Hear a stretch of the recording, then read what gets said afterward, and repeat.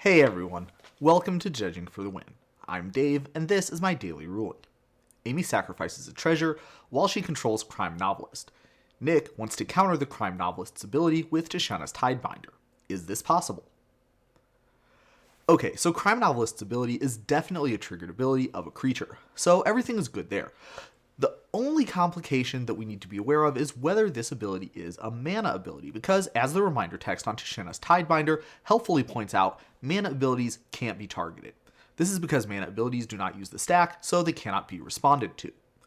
Is Crime Novelist's ability a mana ability?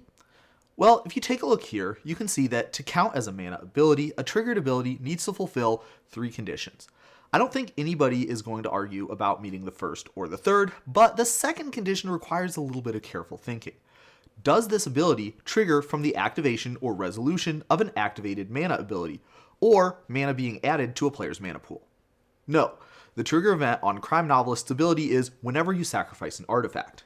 Now, it's true that sacrificing a treasure token is sacrificing an artifact, and it's true that sacrificing a treasure token is a thing that happens during the activation of that treasure token's activated mana ability, but there's lots of other ways that you can sacrifice an artifact that have absolutely nothing to do with activating a mana ability, like sacrificing a clue. Because the trigger condition is not specific to activating a mana ability, it does not fulfill that second condition. Therefore, you could counter Crime Novelist's ability with Tishana's Tidebinder.